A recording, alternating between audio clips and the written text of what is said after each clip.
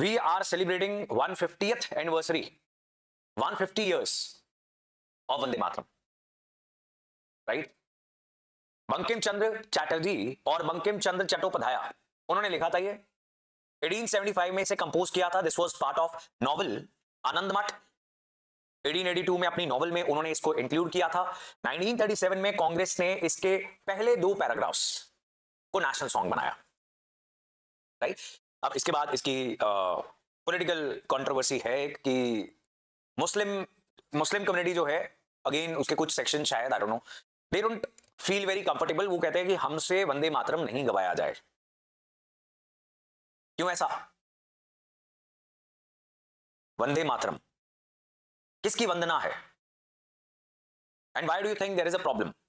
Because of certain religious beliefs, right? So इसलिए क्या हुआ कि इंडियन नेशनल कांग्रेस ने इसको इस कंट्रोवर्सी के चलते कुछ इवेंट से भी स्किप करना शुरू कर दिया एंड इसके सिर्फ पहले 2 पैराग्राफ्स ही अडॉप्ट किए गए as the national song,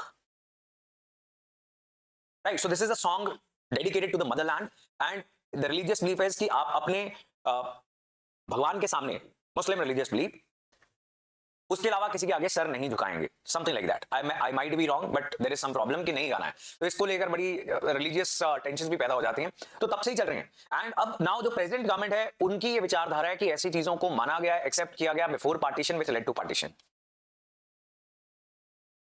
right?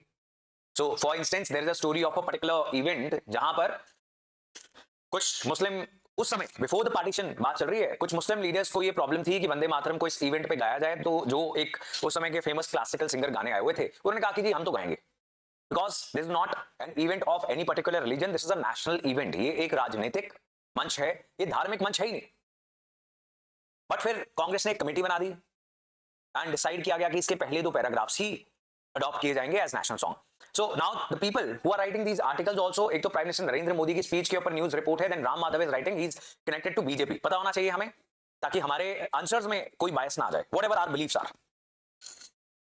Right? So they say that these kind of appeasing tactics were the reason that partition happened later on.